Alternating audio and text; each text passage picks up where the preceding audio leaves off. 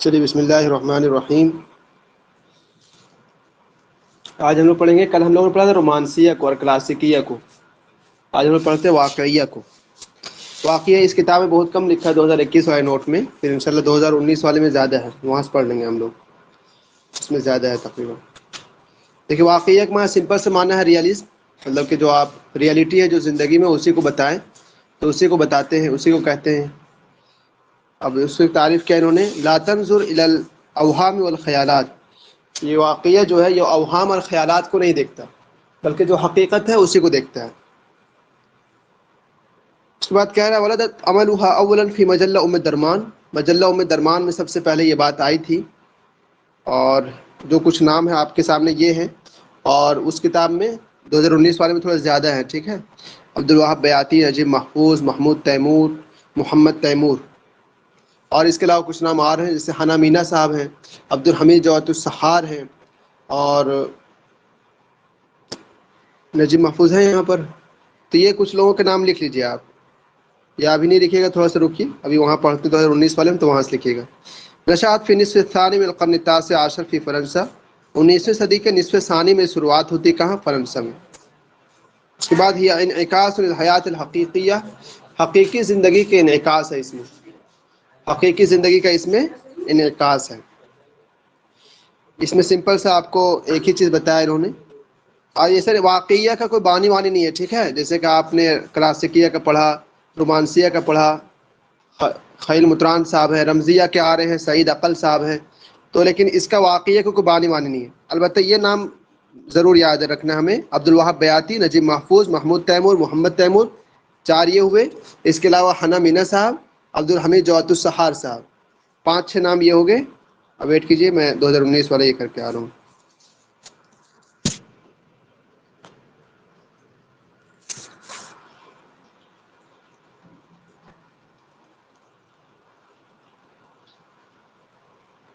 یہ ہے 254 کیا بولتے ہیں 2019 والا نوٹ. سر کتنا پیج میں ہے بول سکتے ہیں؟ یہ پیج نمبر ہے 254. 254. اس میں دیکھیے، اس میں تعریف زیادہ ہے بس، اور کچھ اور نہیں ہے. یہ کہنا ہے کہ ظلت الرومانتک مسیطرۃ علی الشیء العربی حتی نہایت الحرب العالمیہ الثانیہ.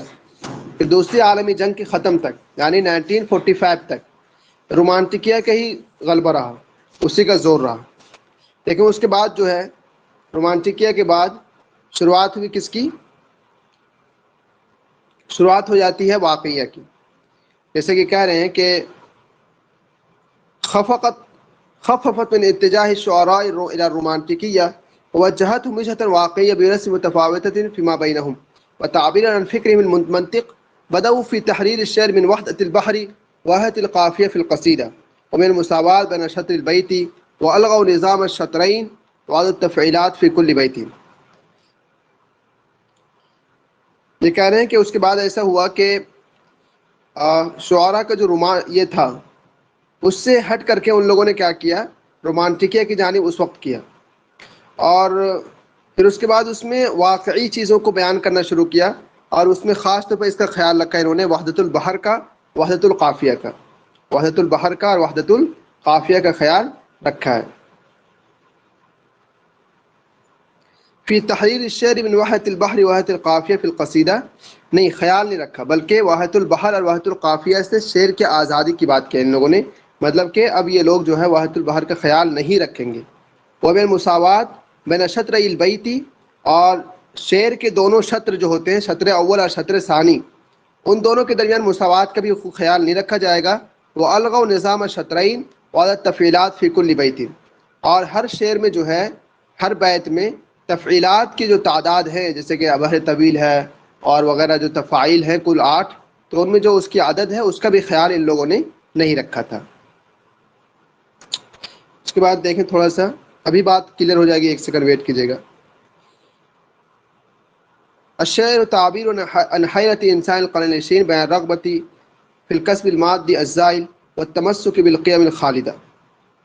یہاں شعر کی تعریف کریں تھوڑی سی، کہ یہ کیا ہے، 20ویں صدی کے انسان کی جو جو جذبات وغیرہ ہیں ان کی یہ کیا ہے تعبیر کرنا ایک طرح سے.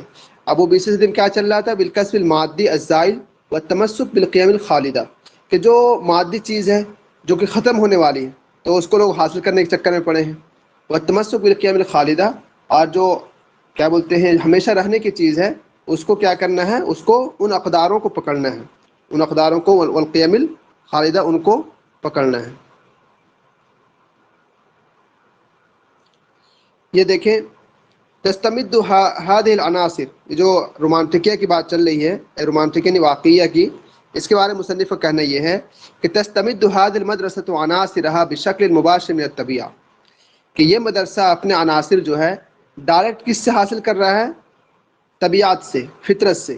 جس طرح کا فطرت اس کو دکھتا ہے واقعیہ، سیم ویسی ہی چیز وہ لوگوں کے بیچ لا کر کے ڈال دیتا ہے. وَلَيْسَ مِنَ النَّمَاذِجِ الکلاسیکیہ، یہ کلاسیکیہ کے طرز پر یہ نہیں ہے. ٹھیک ہے، کلاسیکیہ میں کیا بالکل قدیم جو جاہلی زمانہ، اسی طرح عصر عباسی کے زمانے کی پیروی کرتے تھے وہ لوگ، تو اس میں ایسا بالکل بھی نہیں ہے. اس کے بعد دیکھیں تتجلی جوانب هذه المدرسة من الامور المستمدة من البيئة المحلية والتي تشعر القارئ بالانطلاق نحو الواقع والصدق في التصویر. آپ کو اس مدرسے میں کیا ملے گا؟ مدرسہ واقعیہ میں تو آپ کو کیا ملے گا؟ من الامور المستمدة من البيئة المحلية، جو وہاں کا جو ماحول ہے نیچرلی اس کو آپ جان سکتے ہیں. اس کے ساتھ الواقع والصدق فی التصویر، یعنی جو تصویر کی جو سچائی ہے، حقیقت بات ہے، اسی کو بتانے کا نام مدرسہ واقعیہ. کل ملا کر کے اتنے جو لمبے چوڑے پر بات ایک ہی کہنا ہے ان کا کہ واقعیت کی ترجمانی کرنے کو مدرسہ واقعیہ کہتے ہیں. اب اس میں صرف اتنی سی بات رہ گئی کہ کون کون لوگ مدرسہ واقعیہ میں آتے ہیں. دیکھیے جو بڑے بڑے لوگ ہیں ان میں کون ہیں؟ عبدالعظیم انیس، محمود امین العالم اور حسین مروہ. لیکن یہ لوگ ہمارے سلیبس میں نہیں ہیں. یہ 3 آدمی کو لکھیے، سلیبس میں ہے: محمد تیمور، محمود تیمور، نجیب محفوظ. 3 یہ ہو گئے، اور 2 اور لکھیے: حنا مینا اور عبدالحمید جوہرۃ السحار. ایک اور لکھیے گا حنا مینا اور ایک اور عبدالحمید جوہرۃ السحار. ان لوگوں کو لکھ لیجیے گا. یہ تینوں کس میں آتے ہیں؟ واقعیہ میں. یہ کوشچن پوچھ چکا ہے NTA. بہرحال مدرسہ واقعہ بارے میں اتنی ہی بات ہے، اس کا کوئی بانی نہیں ہے. ٹھیک ہے، ابھی آپ مدرسہ رمزیہ کو پڑھیں گے، اس کا بانی ہے، پھر کون بنا، پھر مدرسہ اپولو کو پڑھیں گے اس میں. لیکن اس میں صرف ہمیں اتنا ہی یاد رکھنا ہے، مدرسہ واقعہ کا مطلب جو ریالٹی ہے اس کو بتانے کو کہتے ہیں. اور مدرسہ واقعہ میں کون کون لوگ آتے ہیں؟ تو یہ لوگ آتے ہیں. جی کہیں کوئی کچھ کہہ رہے ہیں؟ جی حنا مینا اور دوسرا کون کہا آپ نے؟ عبدالحمید جوہرۃ السحار.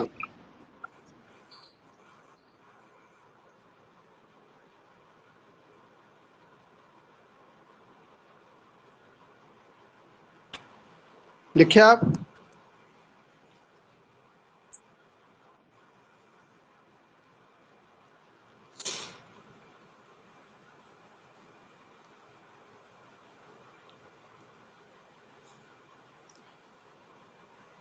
چلیے بہرحال یہ آپ نے مدرسہ واقعہ کو پڑھ لیا، اس میں زیادہ کچھ ہے نہیں. ٹھیک ہے، بس آپ کو اتنا ہی یاد رکھنا ہے کہ وحدت البحر وحدت القافیہ، ان سب سے یہ لوگ بھی آزادی چاہتے ہیں، لیکن بات کس کی کرتے ہیں؟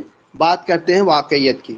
بس کلاسیکیہ کی طرح نہیں ہے کہ بالکل انا رومانسیہ کی طرح یہ لوگ ہیں کہ بالکل آپ عقل اور جذبات سے پرے ہو کر بات کریں، ویسا بھی نہیں کرتے یہ لوگ. اور ان میں جو لوگ ہیں وہ آپ نے لکھ لیا. اس کے بعد دیکھیے مدرسہ رمزیہ ہے. ٹھیک، اس کو تھوڑا سا دیکھیے. مدرسہ رمزیہ میں کچھ چیزیں ہمیں یاد کرنی پڑے گی. اس کا بانی کون ہے سب سے پہلے، اور کیا قصیدے وغیرہ ہیں وہ تھوڑا سا بس. یہ دیکھیے مدرسہ رمزیہ. رمزیہ کسے کہتے ہیں؟ رمز معنی اشارہ.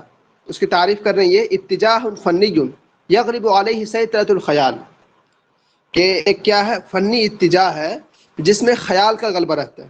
رمز میں کیا ہے؟ اشارے میں خیال کا غلبہ ہے. علی کل ما عداہ سیطرۃ تجعل الرمز دلالۃ اولیۃ علی انواع المعانی العقلیہ والمشاعر العاطفیہ. یہ رمز جو ہے یہ بہت زیادہ کس پر ترجمانی کر رہا ہے؟ کس پر؟ علی انواع المعانی العقلیہ، جو عقل کی جو معانی ہے اس کے رنگ کیا دے سکتے ہیں آپ. اسی طرح والمشاعر العاطفیہ، اور جو جذبات ہیں وہ رمز میں تقریباً سمجھ میں آ جاتے ہیں. تو رمزیہ کی تعریف صرف اتنی ہوئی کہ یغلب علیہ سیطرۃ الخیال، کہ خیال کا غلبہ رہتا ہے اس میں، رمز میں۔ اور تھوڑا سا اور دیکھیے، رمز کو لغت میں کیا کہتے ہیں؟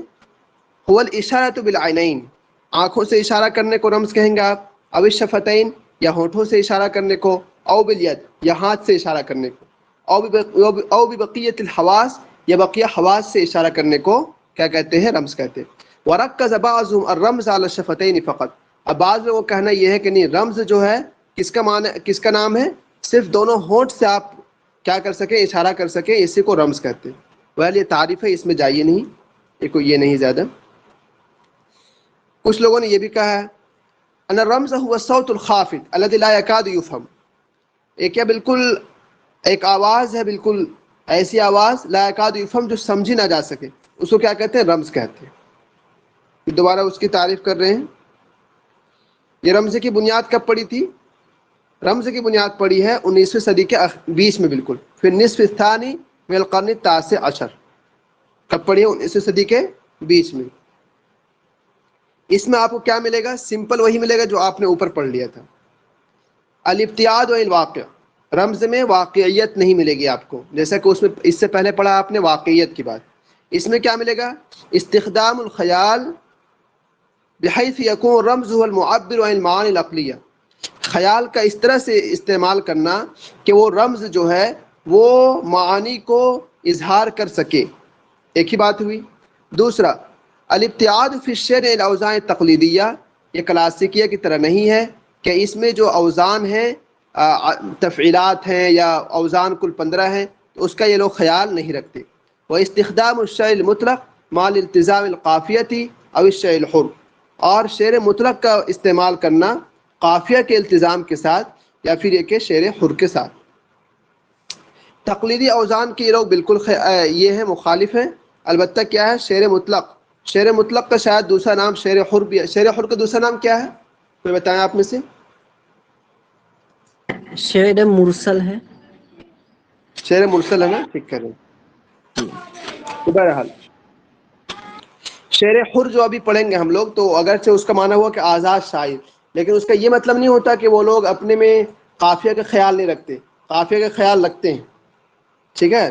شعر حر کا مطلب یہ نہیں کہ وہ لوگ قافیہ کا خیال نہیں رکھتے، قافیہ کا خیال رکھتے ہیں وہ لوگ بھی۔ اب دیکھیں الغموز، اس میں تیسری چیز ملے کہ آپ کو غموز۔ غموز کیا ہے مدرسہ رمزیہ میں؟ وہ الابتعاد عن اسلوب الوضوح، کہ جو واضح اسلوب ہے اس سے ہٹ کر بات کرتے ہیں، تبھی تو رمز ہوا، ورنہ پھر اگر سب کو سمجھ میں آ جائے بالکل تو وہ رمز ہی نہیں رہے گا۔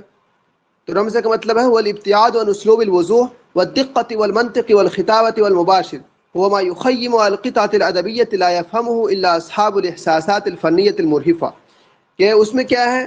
اس طرح کے اظہارات یہ ہیں، اشارے ہیں، لا يفهم الا اصحاب الاحساسات الفنیہ المرہفہ، کہ جس کو سینسٹیو لوگ ہی سمجھ سکتے ہیں، وہی لوگ سمجھ سکتے ہیں جو اس طرح سے سمجھنے کے جس کے اندر صلاحیت ہو۔ بعض کا الایحاء، ایحاء کا مطلب یہ ہے کہ اذا كانت الكلاسيكية تنقل المعاني عن طریق العقل والرومانسية عن طریق الانفعال العاطفہ، کہ آپ نے پڑھا تھا کلاسیکیہ اپنا معنی کس طرح منتقل کرتا ہے؟ عقل کے ذریعے سے، اور رومانسیہ جذبات کے ذریعے سے۔ فإن الرمزية تقوم بنقل هذه الأفكار إلى القارئ وتقريب الصفات المتباعدة عن طريق الإيحاء، تو رمزیہ جو ہے انہی افکار کو قاری تک منتقل کرتا ہے، کس ذریعے؟ ایحاء کے طریقے سے۔ اوحا یوحی، ایحان کے معنی بھی ہوتا ہے کسی چیز کو منتقل کر پانا اچھے طریقے سے شاید۔ ایحاء کا معنی کسی کو پتہ آپ میں سے؟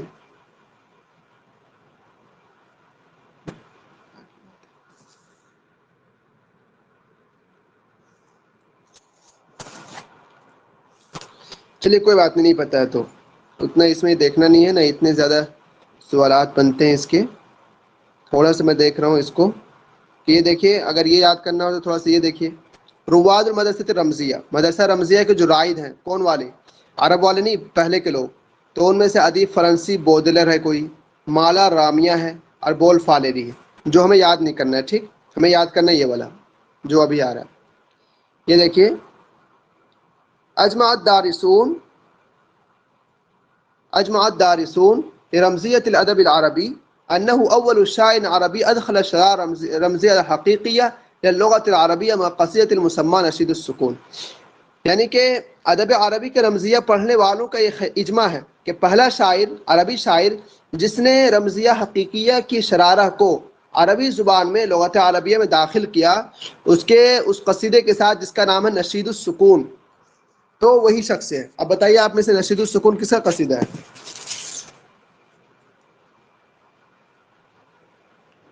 کسی کو یاد ہے نشید السکون کس کا قصیدہ ہے؟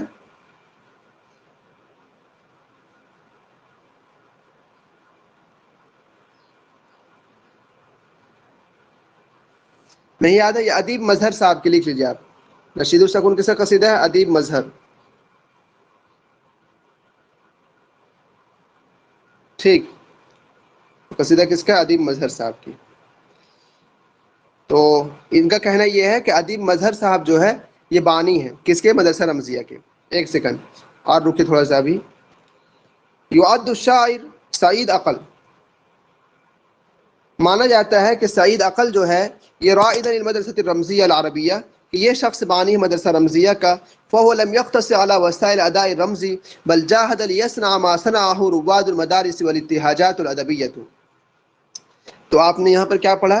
اوپر پڑھا کہ ادیب مظہر صاحب ہے جن کا قصیدہ نشید السکون ہے، یہی جس نے ایک طرح سے یہ بانی ہے. بعض لوگ کہنا ہے کہ نہیں سعید عقل بانی ہے. بہرحال دونوں میں سے جو بھی ہو ٹھیک ہے، دونوں لکھ لیجیے آپ، سعید عقل بھی اور ادیب مظہر بھی. البتہ جو مجھے یاد ہے جہاں تک تو لگتا ہے کہ سعید عقل صاحب اس کے بانی ہیں. اور دیکھیے اور ان لوگوں میں کس کا نام آتا ہے. یعد جبران خلیل جبران اول من التقط في نثره تیارات الابداعیت والرمزیت التقاء فنیہ. جبران خلیل جبران پہلے شخص ہیں جس نے اپنے نثر میں جو ہے یہ کام کیا تھا، رمزیہ والا کام کیا تھا سب سے پہلے. اور اس میں کون کون لوگ ہیں؟ عبد الرحمن شکری صاحب ہیں، احمد ذکی ابو شادی صاحب ہیں، نزار قبانی صاحب ہیں، عمر ابو ریشہ ہیں، بدر ثاقب سیاب ہیں. یہ 5 نام آپ لکھ لیجئے. اور 5 نام یہ ہو گئے: عبد الرحمن شکری، احمد ذکی ابو شادی، نزار قبانی، عمر ابو ریشہ، بدر ثاقب سیاب، اور اس کے علاوہ ادیب مظہر اور سعید عقل. 2 نام وہ ہو جائیں گے آپ کے پاس. کل ملا کر کے آپ کے پاس 7 نام ہو جائیں گے. بہرحال اس میں اتنا ہی سمجھنا تھا کہ رمزیہ کے معنی رمز، اشارہ. اور دوسری بات کہ یہ لوگ بھی جو ہے ایسا نہیں کہ وہ مدرسہ رومانسیہ کی طرح، مدرسہ کلاسیکہ کی طرح نہیں، بلکہ ان کے یہاں بھی کیا بولتے ہیں رومانسیہ ہی کی طرح آزادی ہے قافیہ وغیرہ کی. یہ لوگ اس کے خیال نہیں رکھتے ہیں بالکل بھی. اور اس کے بعد جو اہم ہے کہ سب سے پہلے کس نے لایا تھا اس میں، تو آپ سعید عقل اور ادیب مظہر دونوں کو یاد رکھیں. ہاں البتہ نشید السکون جو ہے یہ پہلا رمزیہ قصیدہ ہے. تو نشید السکون کس کا ہے؟ ادیب مظہر صاحب کی. یہ یاد کر لیں اس میں. اور کسی کو مزید کچھ پتہ تو بتائیے.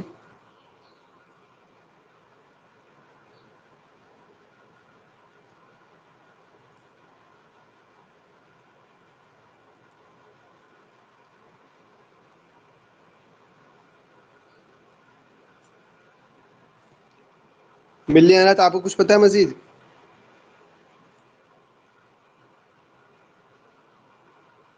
جی خبر اسلام کہیے، کچھ کہہ رہے ہیں آپ؟ سر سمجھ میں نہیں آ رہا سر، کیسے ایگزام میں یعنی کوشچن آئے گا یا کیا، کیسے کیا ہوگا؟ ہاں اس کا کوشچن اتنا ہارڈ نہیں آتا خبر اسلام.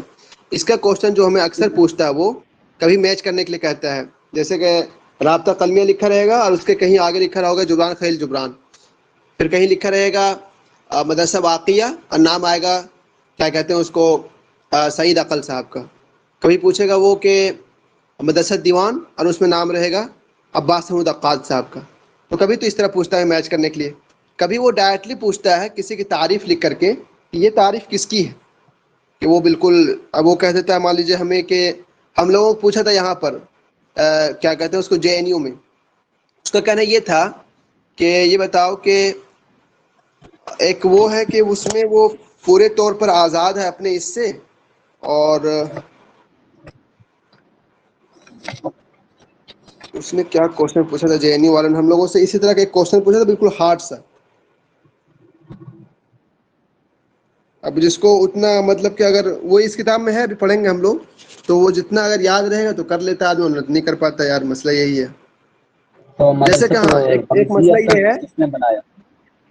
مدرسۃ رمزیہ سر کس نے بنایا؟ سعید عقل صاحب کا نام ہے اور ان کا ادیب مظہر صاحب کا.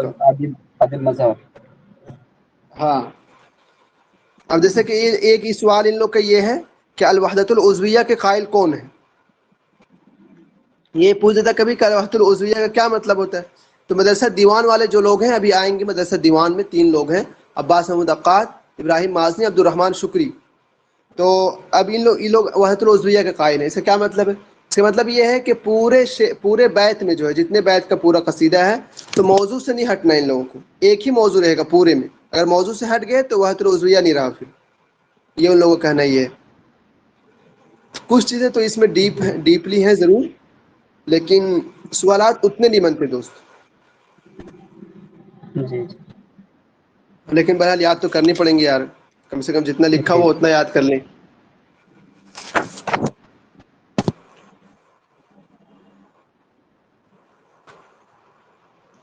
یہ نام دیکھ لیجئے، عمر ابو ریسہ والا اور بدر ثاقب سیاب، یہ دونوں سوال پہلے پوچھ چکا ہے کہ یہ دونوں کس سے ہیں، دونوں رمزیہ سے ہیں.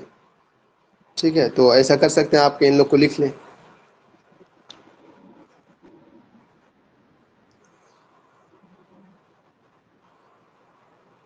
اس کے بعد دیکھیں اب ہم لوگ پڑھتے ہیں شعر حر کو. شعر حر کیا مطلب اس کا؟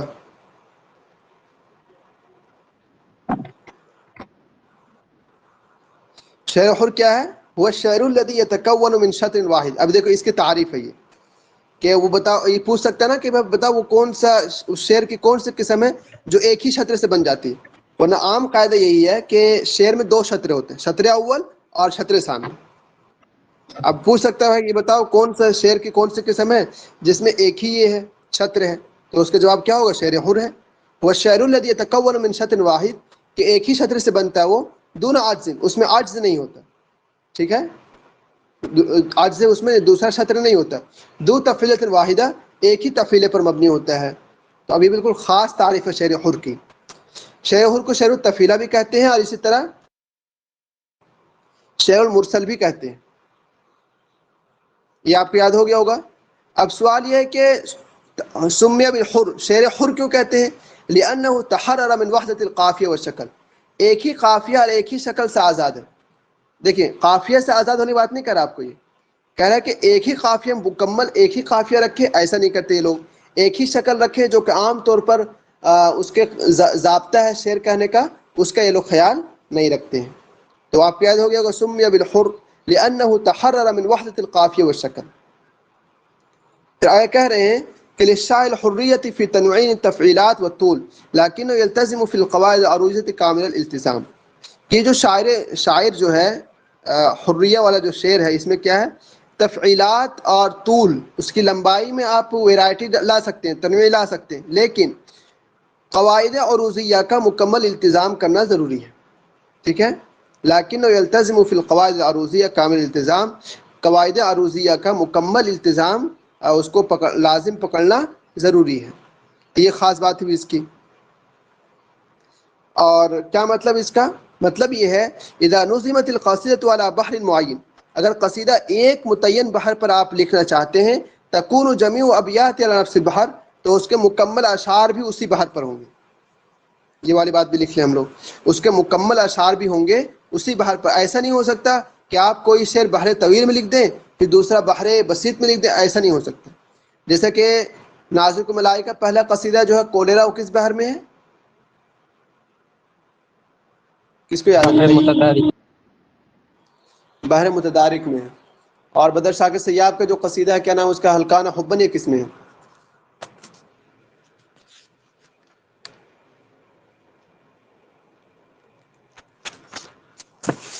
نہیں یاد؟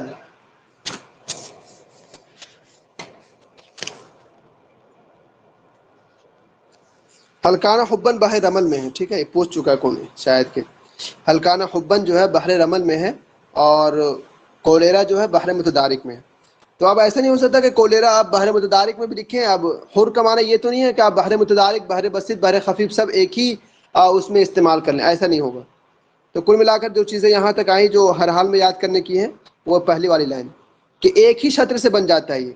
ورنہ جتنے بھی اشعار آپ لکھیں گے تو 2 شطر ضروری ہوتا ہے اس میں، لیکن اس میں ایک ہی شطر سے بن جاتا ہے. دون عاجز، دوسرے لائن کی کوئی ضرورت نہیں ہوتی. دو تفیلۃ واحدہ، ایک ہی تفیلہ سے کام بن جاتا ہے اس میں. اور حر کیوں کہتے ہیں اس کو؟ اس لیے کہ وحدت قافیہ سے کیا ہے؟ آزاد ہے. قافیہ بدلتے رہیے آپ، قافیہ آپ بدلتے رہیے، لیکن کیا کہ نہیں بدل سکتے آپ؟ بحر کو نہیں بدل سکتے. ایک ہی بحر پر پورے شعر آپ کو کہنے پڑیں گے.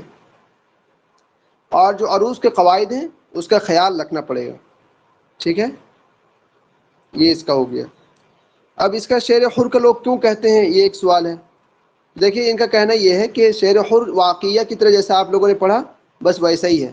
جیسے کہ کولیرا جو ہے شاید کوئی اس طرح کا وائرس پھیل گیا تھا اس کے بارے میں ہے، تو اسی طرح سے موضوعات شعر حر الحیات العامہ، عام زندگی کے بارے میں بول پانا اسی کو شعر حر کے موضوع میں سے ہے.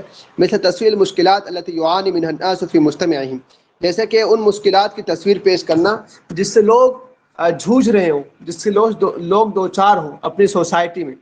جیسے کہ من حروب، جنگ چل رہا ہے، اور مرض بیماری ہے، اور ضیق الحال تنگ دستی ہے. تو ان چیزوں کو بیان کرنے کو کیا کہتے ہیں؟ یہ شعر حر کا موضوع ہے. بھلے کوئی اتنا یہ نہیں ہے. ٹھیک ہے، پھر یہاں سے دیکھیے تھوڑا سا اور خاص ہے کہ شعر حر کے ممیزات، خصوصیات کیا کیا ہیں. ایک تو ہے تستخدم الاوزان الخلیلیہ فی الشعر الحر والتفعیلات الموحدہ منذ بداية القصیدہ حتى نہایتها، لیکن لا يلتزم بعدد تفعیلات فی الابیات. کیا شعر حر میں جو ہے اوزان کا خیال رکھا جاتا ہے اور ایک ہی تفعیلے کا خیال رکھا جاتا ہے شروع قصیدے سے لے کر آخر تک، لیکن کیا ہے؟ لا يلتزم بعدد التفعیلات فی الابیات، شعروں میں تفعیلات کتنے ہوں گے اس کا خیال نہیں رکھا جاتا.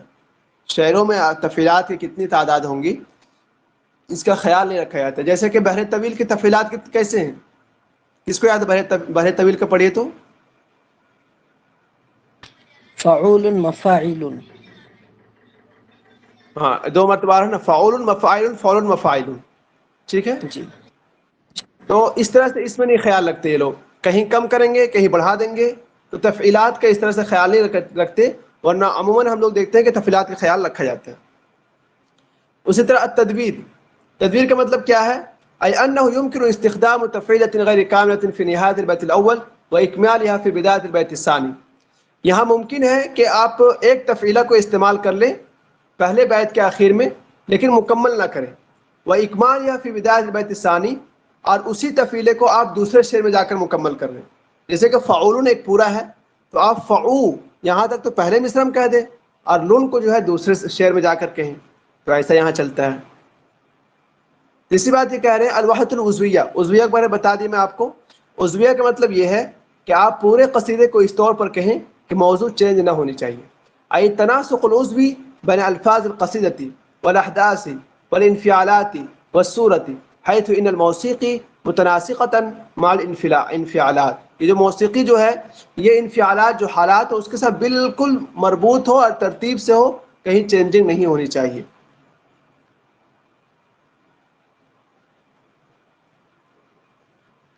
اب اس میں یہ لوگ جو ہے رموز کا بھی استعمال کرتے ہیں. بہرحال قصیدے کا خیال رکھتے ہیں یہ لوگ لیکن تفاعل کا خیال نہیں رکھتے. اور انہوں نے بتایا تھا کہ واحد الموضوعیہ کا خیال رکھتے ہیں، مطلب شروع قصیدے سے لے کر آخر تک موضوع ایک ہی ہوتا ہے. البتہ آزادی کس سے ہے؟ آزادی ہے التحرر من قیود الشکل والطول فی القصیدہ، کتنی لمبائی ہونی چاہیے، کیا ہونی چاہیے، یہ سب اس کو خیال نہیں رکھتے ہیں یہ لوگ. تفاعل کی عدد کا بھی خیال نہیں رکھتے ہیں یہ لوگ. اور سب سے بڑی بات کہ ایک ہی اس میں یہ پورا ہو جاتا ہے، ایک ہی شطر میں، دوسرے شطر کی اس میں ضرورت نہیں ہوتی. یہ خاص بات ہے اس کی. ابھی پوچھ رہے ہیں آپ کون سے یونٹ ہے؟ یونٹ 8 پڑھ رہے ہیں ہم لوگ شعر حر. اب تو بہت پہلے آئے شاید. پوچھ لے کیجیے نا، ایسا اس میں کیا پوچھنے میں.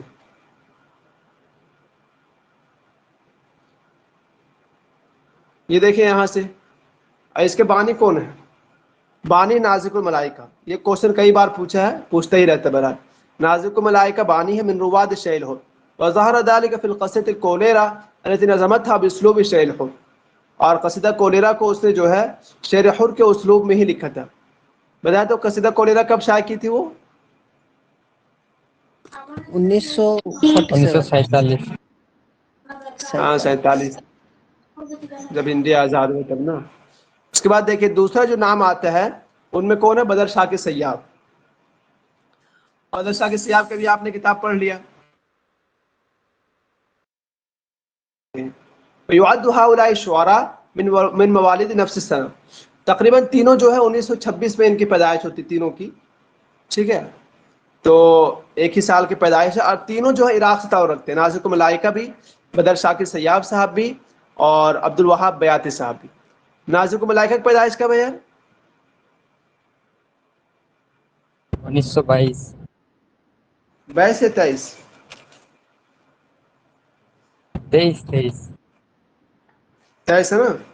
ہاں تو بہرحال ایک ہی جگہ سے رہتے ہیں لوگ، اور ایک ہی جگہ کے عراق کے ہی رہنے والے ہیں. اور اس طرح سے نفس سنہ کا مطلب یہ ہے کہ لگ بھگ 2-3 سال کا فرق ہوگا اس طرح سے. تو عبد الوہاب بیاتی صاحب کو بھی یاد کر لیں. اس کے علاوہ یعد الشاعر محمود درویش و نزار قبانی من شعراء الشعر الحر. محمود درویش صاحب اور نزار قبانی صاحب، یہ دو نام اور آپ کے سامنے آ گئے. کل ملا کر کے آپ کیا یاد کریں؟ بدر شاہ کے سیاب، نازک ملائکہ، عبد الوہاب بیاتی، یہ تین تو یاد ہی رہیں گے آپ کو. محمود درویش، نزار قبانی، دو یہ ہو گئے. اور کون کون بتائیے تو شعر حر میں؟ بدر شاہ کے سیاب، درویش، سر صلاح الدین عبد البسود، یہ سب ہے. عبد الوہاب البیاتی. یہ تو یہاں لکھا ہوا ہے، اس کے علاوہ بتائیے. I don't know. اوکے.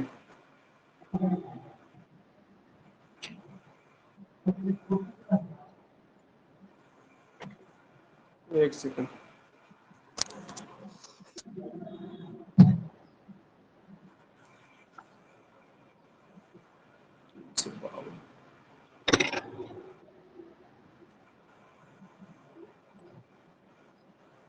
انہوں نے اور بہت کم لکھا ہے یار، دیکھیں، لیکن انہوں نے کچھ اور لکھا ہے. بہرحال یہ دیکھیں شعر حر کا دوسرا نام کیا ہے؟ ان کا کہنا ہے کہ شعر التفیلہ ہے اس کا دوسرا نام. دیکھیں، حالانکہ شعر المرسل بھی کہتے ہیں اس کو. اور حر میں القافیہ تقلیدیہ والوزن، تقلیدی کی جو قافیہ اس سے آزاد ہے یہ. اور اس کے میزات خصوصیات کیا ہیں؟ اس کے خصوصیات یہ ہیں کہ یہ آزاد ہیں. نہیں، وحدت العضویہ کے قائل ہیں نا یہ لوگ. اور سیم ابھی آئے گا مدرسہ دیوان کے بارے میں. مدرسہ دیوان والے بھی وحدت العضویہ کے قائل ہیں کہ شروع سے لے کے آخر تک ایک ہی موضوع کی بات کرتے ہیں، الگ نہیں. پہلا قصیدہ کوریرا جو ہے 1947 میں، نازک ملائکہ کا. نازک ملائکہ، بدر شاہ کے سیاب، محمود درویش، صلاح عبد الصبور، فدوہ توقان، عبد الوہاب بیاتی. یہ نام یہاں سے لکھ لیجیے آپ اگر نہ لکھے ہوں تو. اور جو نام یہاں ملے نزار قبانی، یہ ایک مزید لکھ سکتے ہیں یہاں پر. یہ 3-4 یہ جتنے بھی ہیں 7 آدمی، یہ ساتوں لوگ جو ہیں اس سے تعلق رکھتے ہیں شعر حر سے.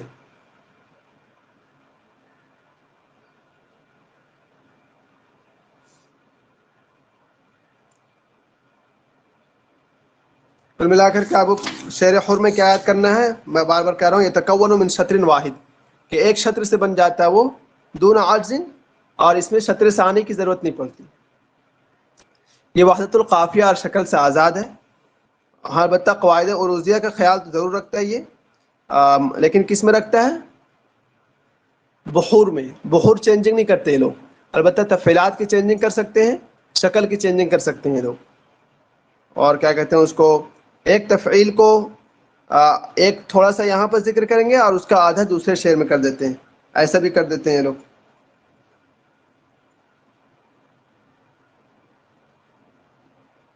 البتہ جو خاص ان لوگ کا یہی الوحدت العضویہ کے قائل ہیں یہ لوگ، اس میں اچھا خاصا. باقی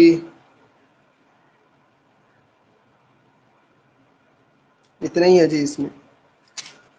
اور آپ لوگ کو مزید پتا ہو تو بتائیے شعر حر کے بارے میں.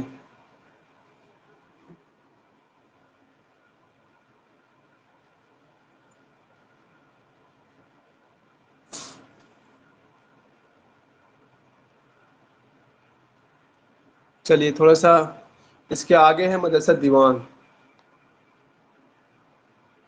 دیکھیے اس مدرسہ دیوان کو کیا ٹائم ہو گیا. پڑھنا چاہتے ہیں مزید؟ جانا چاہتے ہیں آپ لوگ؟ بور تو نہیں ہو گئے؟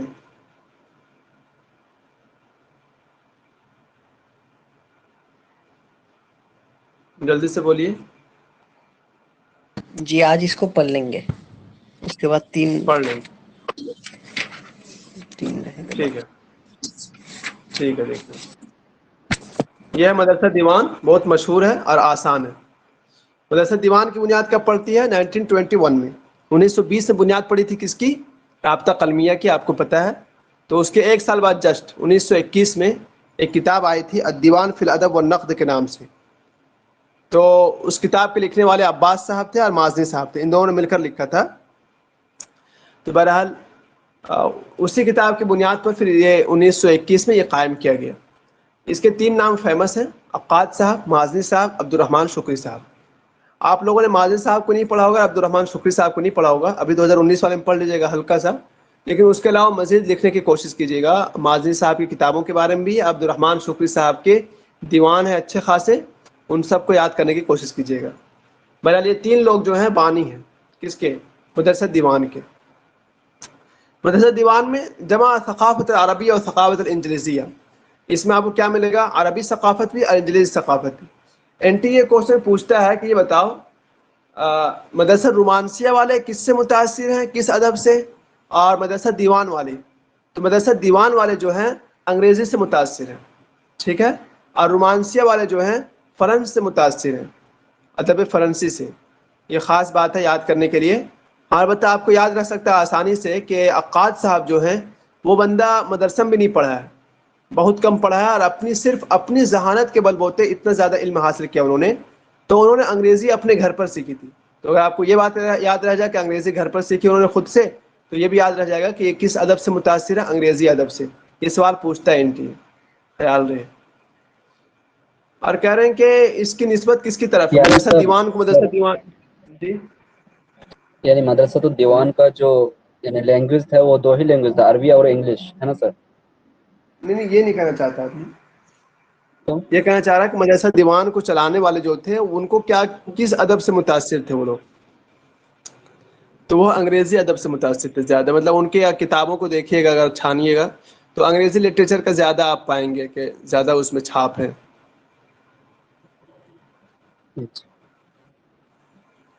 کہہ رہے ہیں کہ مدرسہ دیوان کو مدرسہ دیوان نام کیوں پڑا؟ اس لیے پڑھا کہ الف ایک کتاب تھی جس کو لکھا تھا عقاد اور مازنی صاحب نے, اس کا نام تھا الدیوان فی الادب والنقد. شروع میں چونکہ الدیوان ہے اس لیے مدرسہ دیوان پڑھ گیا. یہ نام یاد کر رہے ہیں, الدیوان فی الادب والنقد. یہ کتاب شائع ہوئی تھی 1921 میں. اہتموا بالخیال, آپ سیم وہی چیز جو شعر خور میں پڑھے آپ, سیم یہاں پر بھی آئے گا. خیال کے یہ لوگ یہ ہیں, اور البتہ وہ لوگ خیال کے یہ نہیں تھے مدرسہ خور والے, وہ لوگ واقعی کی بات کرتے تھے ایک طرح سے. متحرم القافیہ والوزن, قافیہ اور وزن سے آزاد ہیں, جیسا کہ رومانسیہ والے تھے اور یہ لوگ بھی تھے شعر خور والے. تاثر من ادب الاوروبیین, یورپ والوں سے زیادہ متاثر ہیں. اول دیوان فی هذا المدرسہ, اس مدرسے میں جو پہلا دیوان ہے اس کا نام کیا ہے؟ ضوء الفجر. ضوء الفجر کس کا دیوان ہے بتائیے تو؟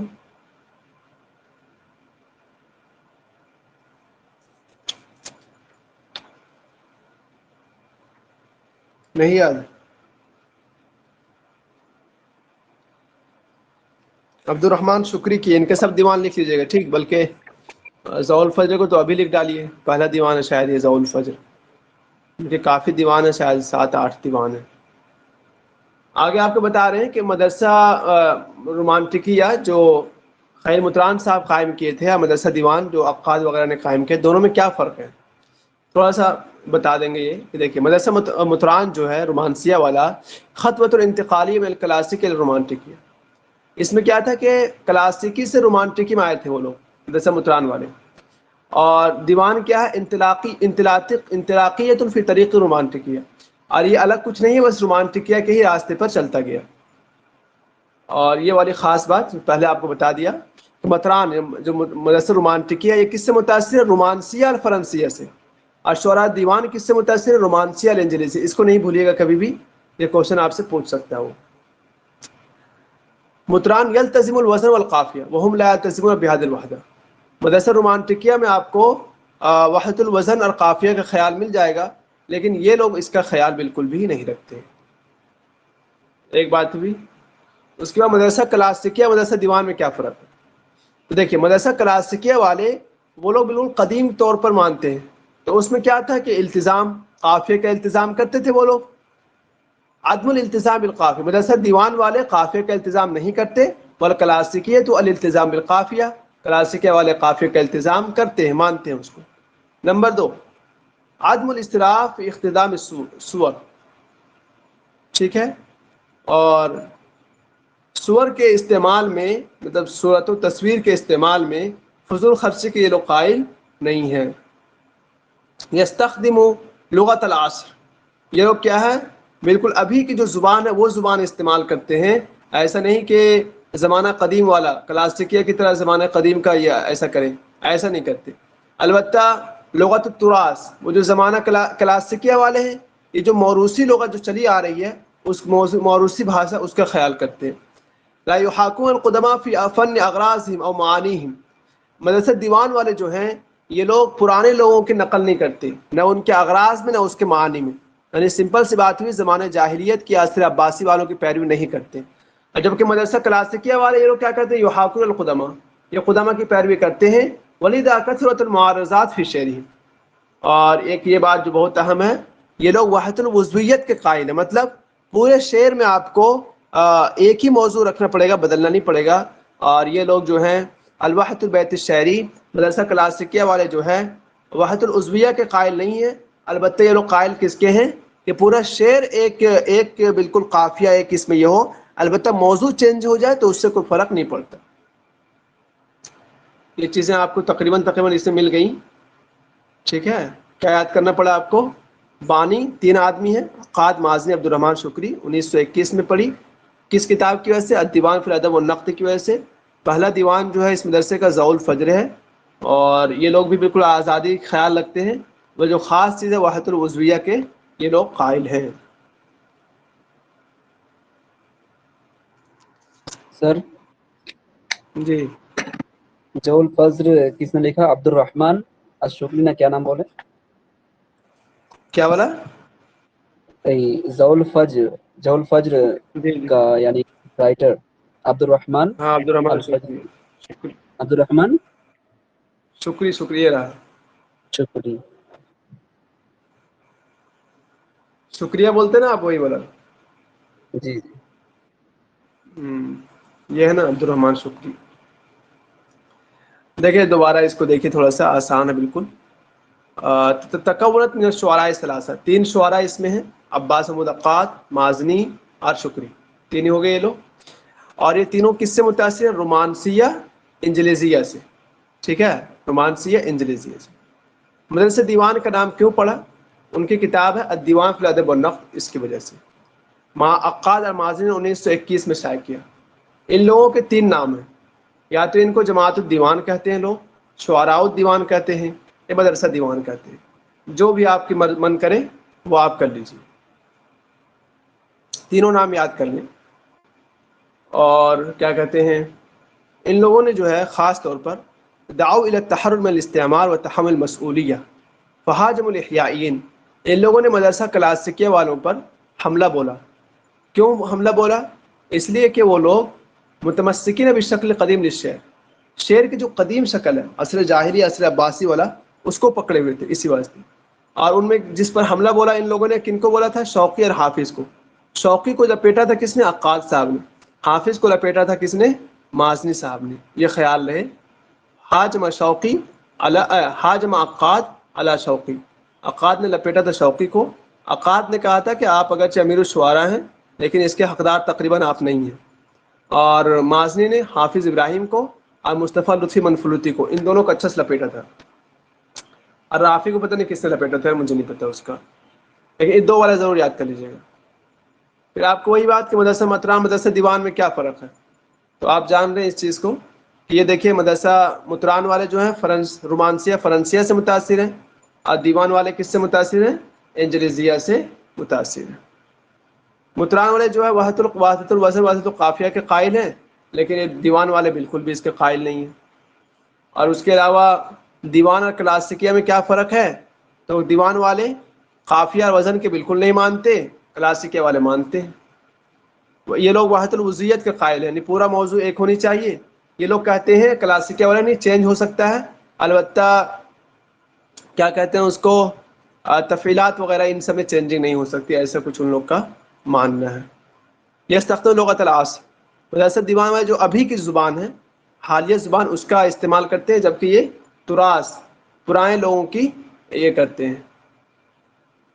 یہ لوگ جو ہے قافیہ وغیرہ کا بالکل خیال نہیں رکھتے، اور یہ لوگ خیال رکھتے ہیں.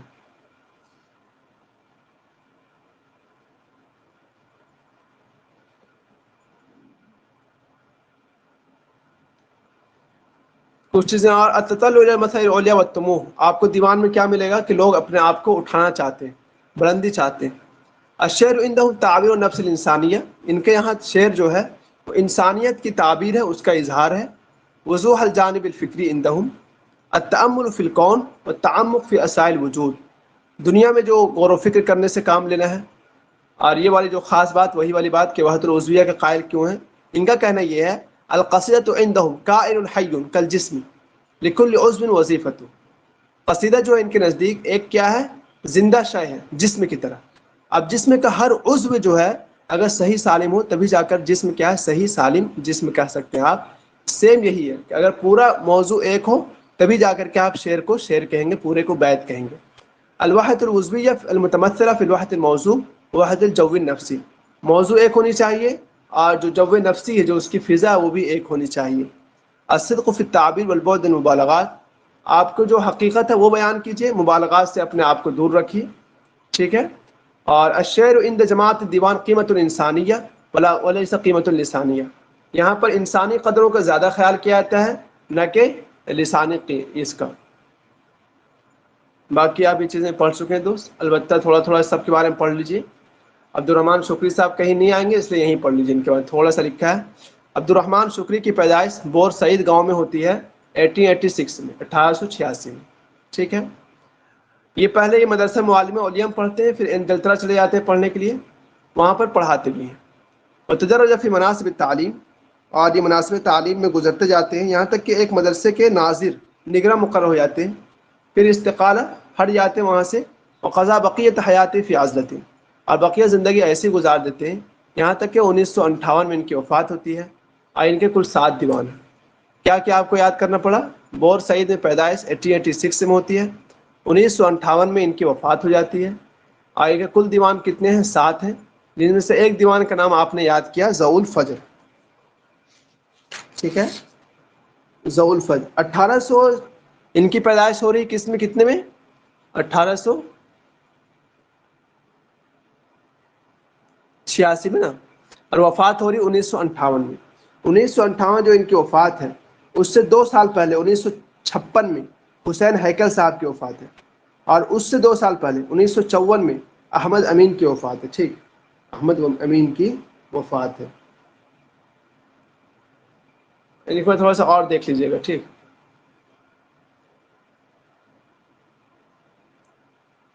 یہ عقاد صاحب کو آپ پڑھیں گے، اس کا ٹینشن مت لیجیے، یہ پڑھ لیجیے تھوڑا سا. مازنی صاحب کو، مازنی صاحب کی پیدائش قاہرہ میں ہوتی ہے 1889 میں. 1889 میں بہت سے لوگوں کی پیدائش ہوتی ہے، ان میں سے بندہ یہ بھی ہے. من اسد تنتمي الى قبیلۃ مازن العربیہ، یہ ایک قبیلہ مازن عربیہ کی طرف منسوب ہے. نشأ فی بیۃ دینیہ فابوہ درس فی الازہر، ان کے والد صاحب ازہر میں پڑھے تھے. وعمل محاملا شرعیا، اور ان کے والد صاحب وکیل بھی رہ چکے ہیں. وبعد اتمام المرحلۃ الثانیہ دخل کلیۃ الطب، جب ثانویہ کے انہوں نے مکمل کر لیا تو کلیۃ الطب میں داخل ہو گئے. ٹھیک ہے. ولکنہ ترک لنفور من منظر الدماء فی دروس التشریح، لیکن اس کو چھوڑ دیا، طب کو انہوں نے چھوڑ دیا. کیوں چھوڑ دیا تھا؟ لنفور ہی، اس کی نفرت پیدا ہو گیا، من منظر الدماء، جو انہوں نے خون کا منظر دیکھا تھا، فی دروس التشریح، تشریح کہتے ہیں نا، ریسرچ کے اسباق میں انہیں بتایا تھا نا کہ اس طرح سے تمہیں وہ کرنا، آپریشن کرنا. تو اس میں جو انہوں نے خون کا منظر دیکھا تو انہیں بہت خراب لگا، اس وجہ چھوڑ دیا. تو اس کو یاد رکھنا ہے کہ یہ کلیۃ الطب میں ایڈمیشن لیے تھے، لیکن ڈاکٹر یہ نہیں بن پائے. والتحق بمدرسۃ المعلمین العلیاء وتخرج معلما للترجمہ فی المدرسۃ السعیدیہ.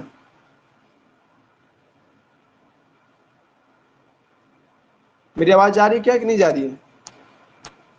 جی آ رہی. جی آ رہے ہیں. ٹھیک ہے. ثم ترک الوظیفۃ واتجہ الی السیاسۃ والصحافہ، ڈاکٹری چھوڑ کر کے پڑھنے لگے یہ، پھر یہ سیاست اور صحافت میں لگ گئے 1918 میں. وبرع فی الشعر، اور شعر میں بہت ماہر ہو گئے. وَلَهُ دیوان المازنی فی جزئین، ان کی ایک دیوان ہے جس کا نام ہے دیوان المازنی، 2 اجزاء میں. ثم تفرغ لكتابة المقال والقصة الطويلة والقصيرة، وكان أسلوبه يمتاز بالسهولة والفكاهة والسخرية، وتوفي سنة 1949. 1949 میں ان کی وفات ہو جاتی ہے. 1889 میں پیدائش ہوئی تھی اور 1949 میں ان کی وفات ہو جاتی ہے. ہم نے ان کی بہت ساری کتابیں میں لکھا ہوں، اگر آپ کچھ لکھنا چاہیں تو لکھ لیجیے اس میں سے. باقی یہ سلیبس میں ہے نہیں، ٹھیک ہے، لیکن پھر بھی ہو سکتا ہے کبھی آ جائے.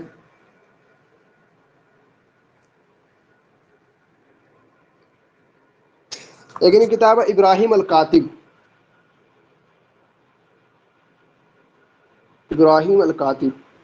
اور یہ کوشچن پوچھا ہے کہ کان متاثرا بالنقاد الفرنسیین او الانجلیزیین. آپ بتائیے تو مازنی صاحب کس سے متاثر ہیں، انجلیز سے یا پھر یہ فرنسیوں سے؟ سر انجلی سے. یہ کوشچن بہت پہلے پوچھا تھا. اب عقاد کے بارے میں پوچھ سکتا ہے، اس کے بارے میں نہیں پوچھے گا، امید نہیں ہے، کیونکہ ابھی یہ سلیبس میں ہے نہیں. ان کی ایک کتاب آپ لکھیے ابراہیم الثانی،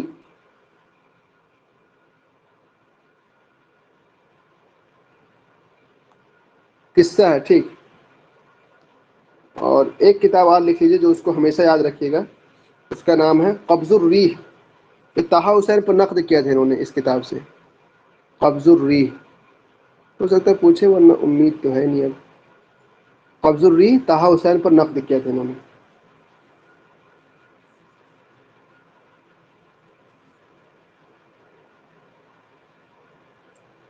ایک کتاب ان کی نہر الحیات،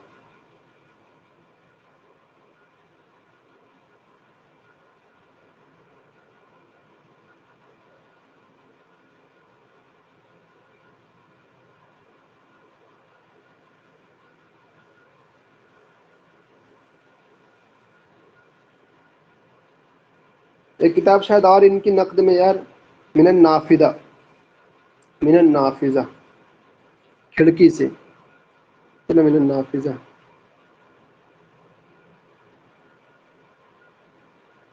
کھڑکی سے معنی میں، من النافذہ. یہ کل کتابیں ان کی، ایک دو کتاب ان کی لکھ لیجیے. کیا نام ان کا، شکری صاحب کی، ان کے دیوان ہے کل، ایک آدھ یاد کرنا پڑے گا. ضوء الفجر ان کا پہلا دیوان ہے، تو آپ لکھ لیے تھے، وہی پوچھے گا اکثر. جو پہلا دیوان ہوتا ہے نا اس کو یاد کرنی چاہیے ہم لوگ کو. اور دوسرا دیوان ہے ان کا لآلی الافکار، لآلی الافکار.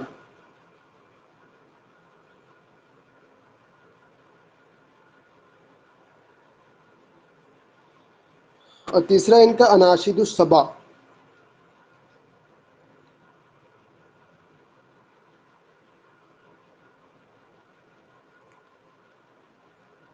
اناشید الصبا. اور ایک اور لکھ لیجیے جو پہلے پوچھ چکا ہے، وہ زہر الربیع. بس ایسے کل 7 دیوان ہیں، آپ لکھ لیجیے گا. باقی یہاں 2-3 لکھ لیجیے. ضوء الفجر یاد ہو گیا ہوگا آپ کو، پہلا دیوان ہے اس لیے یاد کر لیجیے. لآلی الافکار، اناشید الصبا، زہر الربیع. بس زہر الربیع.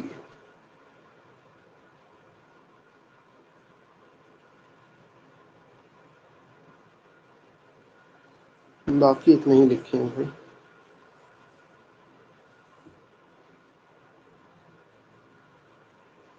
تو آپ لوگ کچھ بتائیے.